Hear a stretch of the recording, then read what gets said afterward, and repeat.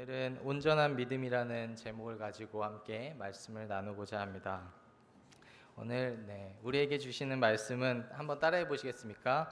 온전한 믿음을 얻기 위해 힘쓰라. 한 번 더 해보겠습니다. 온전한 믿음을 얻기 위해 힘쓰라. 네, 온전한 믿음은 곧 신실한 믿음이라고도 말할 수 있습니다. 그리스도인의 삶을 한마디로 표현한다면 그것은 믿음의 삶이라고 할 수 있을 것입니다. 모든 그리스도인들은 다 믿음을 가지고 있습니다. 그러나 모든 그리스도인들의 믿음이 다 똑같지는 않습니다. 믿음이라는 관점에서 보면 모두가 다 동일한 것처럼 보일 수 있지만 믿음의 능력이나 영향력이라는 측면에서 볼 때 저마다 다르게 나타나기 때문입니다.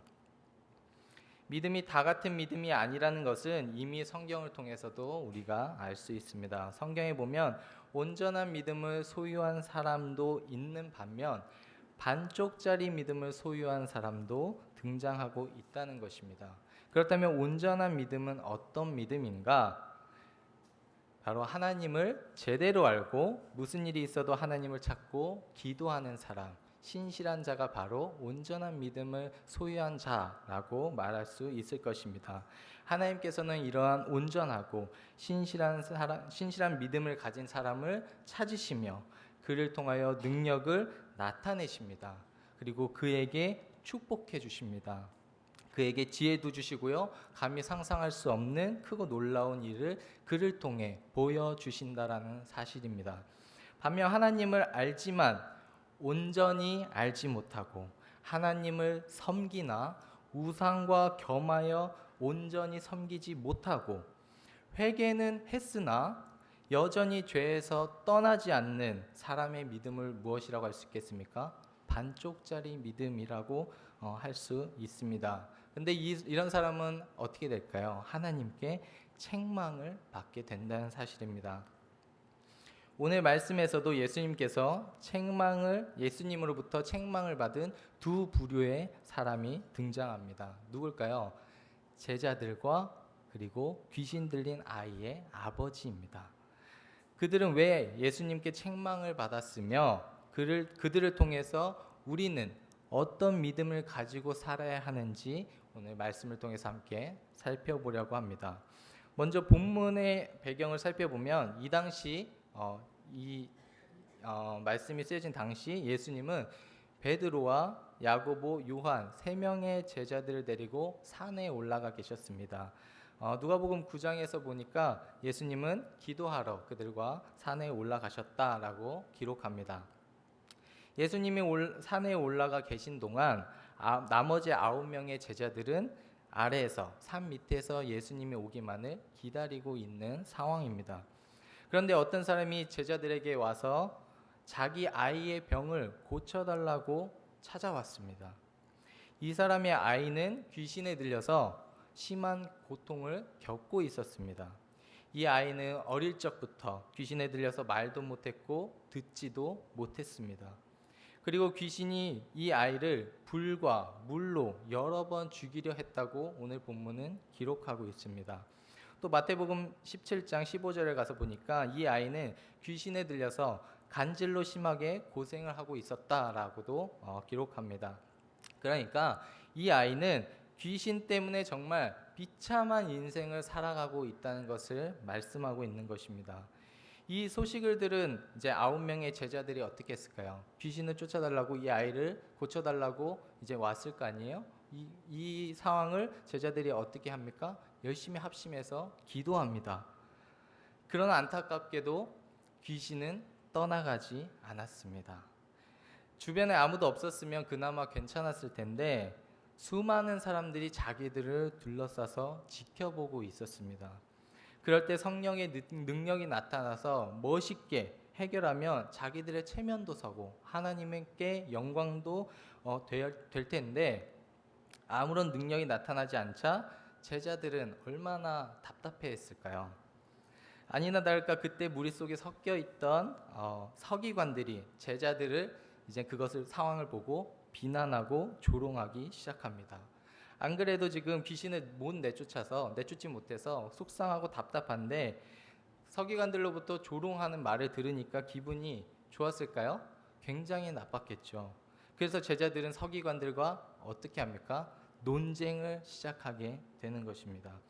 그런데 이렇게 논쟁이 벌어지고 있을 그때 예수님께서 산에서 내려오셨습니다. 그리고 모든 상황을 보시고 아이에게 붙은 귀신을 내쫓아 주시고 아이의 병을 고쳐 주심으로 모든 것이 해결된 것이 바로 우리가 오늘 읽은 본문 말씀의 배경이 되는 것입니다.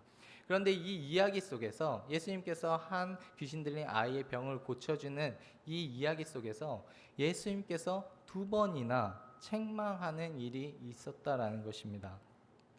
그렇다면 누가 예수님의 책망을 받았는가? 첫 번째 누구였을까요?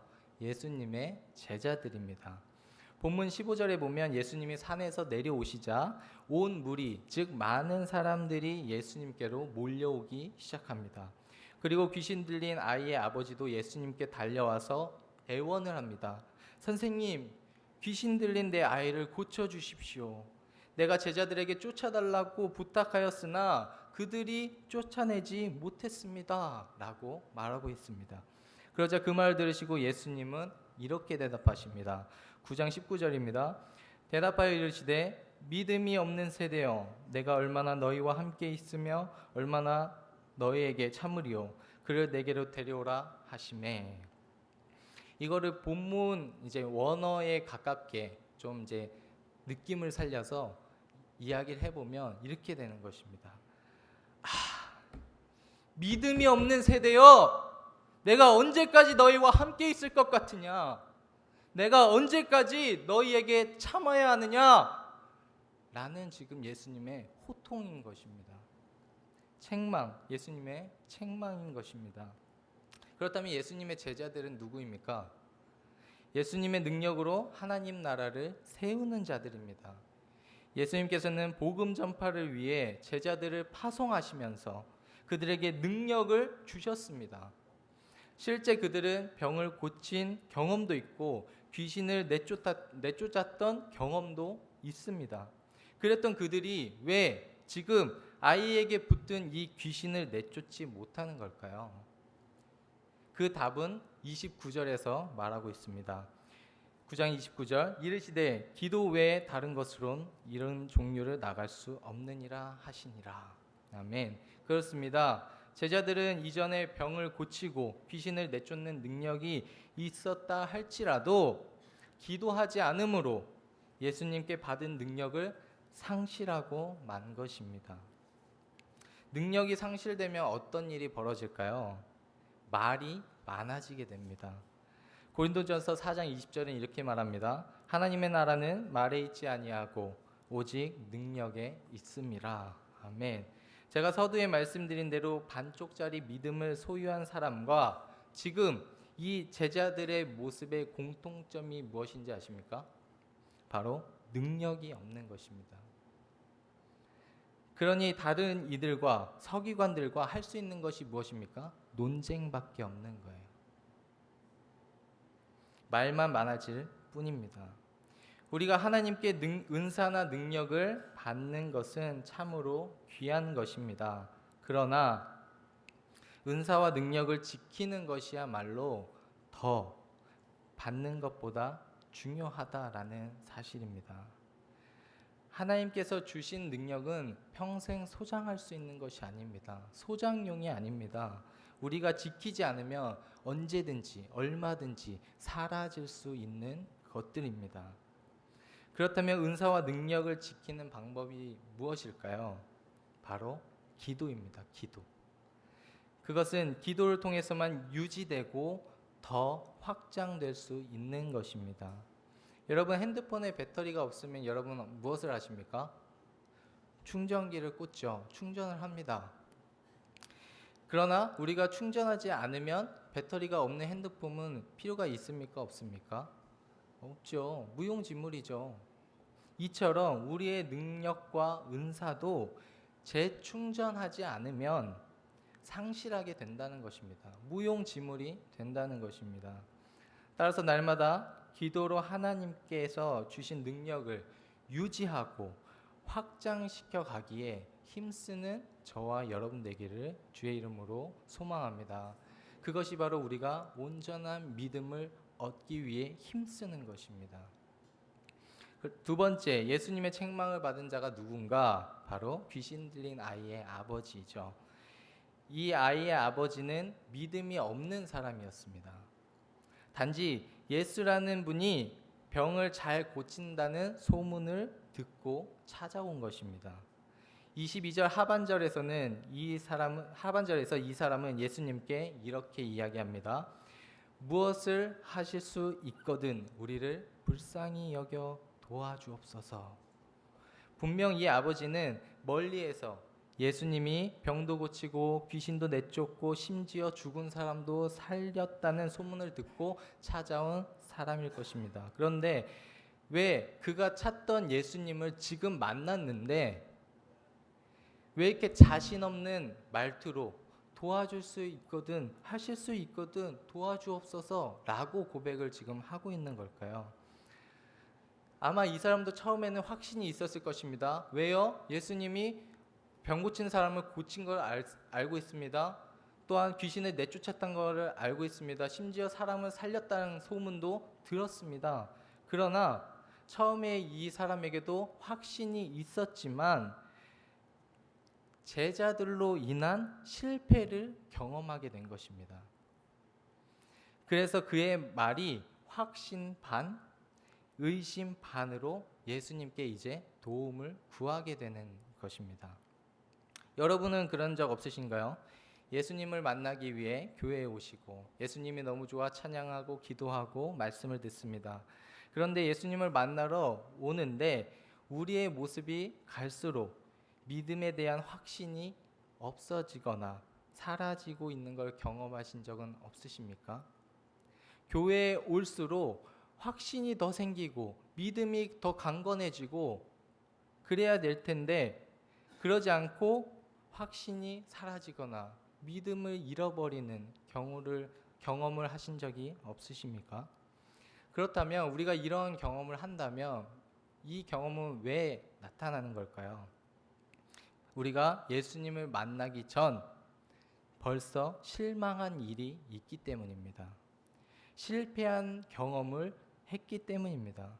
그것이 환경일 수도 있고 어떤 사람일 수도 있고 때론 오늘 본문처럼 제자라고 하는 우리들 때문에 예수님께 나온 자들이 예수님을 만나기도 전에 실망하고 실패를 경험할 수도 있다는 것입니다. 그러니 그들이 자신 없는 고백을 할 수밖에 없는 것이죠. 분명 예수님께서 도와주실 거야. 이게 아니라 되면 좋고 안 되면 어쩔 수 없고 이게 고백이 된다는 것입니다.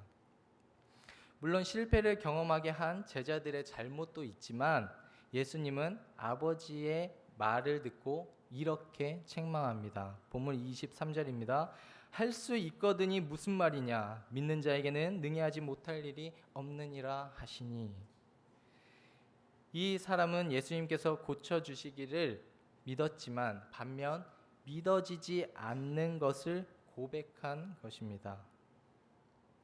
네, 예수님께서 그렇게 말씀하셨는데 예수님의 말씀을 듣고 이 아버지가 뭐라고 고백합니까? 24절입니다.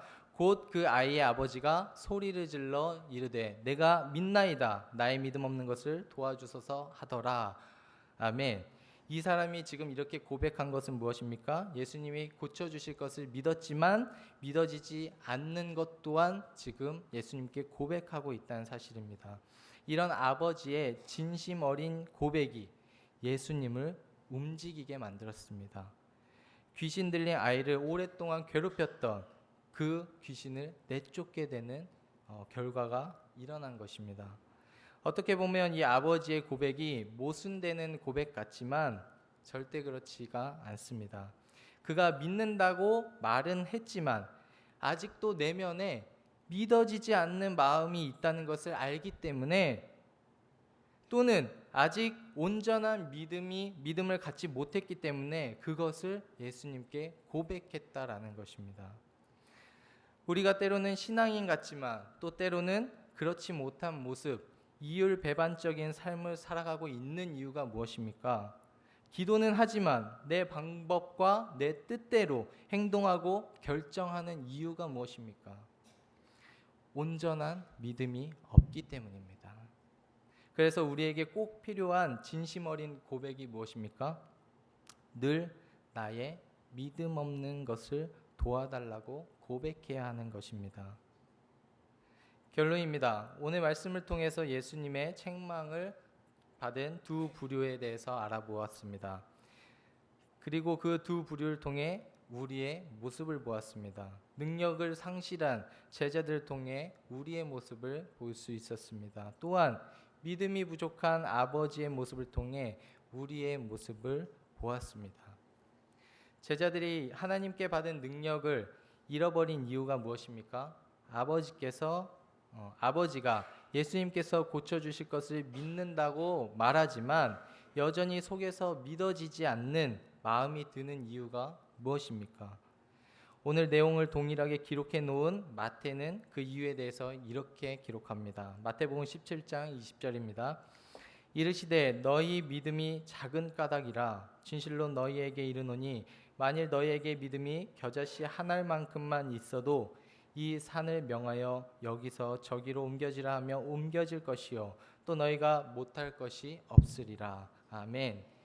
그 이유는 무엇입니까? 우리의 믿음이 작은 까닭입니다.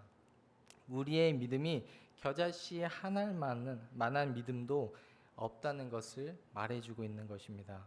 즉 제자들에게는 아주 작은 믿음도 없는 온전한 믿음이 아닌 반쪽짜리 믿음이었다라는 사실을 말해주고 있는 것입니다. 그럼 그 겨자씨 한 알만한 믿음도 없는 이유는 무엇일까요? 이유는 하나죠. 기도하지 않기 때문입니다. 그래서 오늘 우리에게 주신 말씀이 무엇입니까? 온전한 믿음을 얻기 위해 힘쓰라.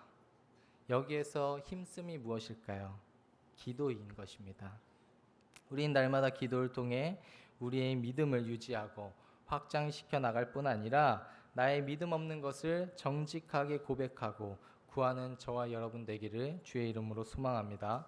또한 우리는 예수님의 책망이 아닌 축복과 은혜만이 넘치는 삶을 살면서 다시 오실 예수님을 기쁨으로 기다리는 저와 여러분 되기를 주의 이름으로 진심으로 소망합니다.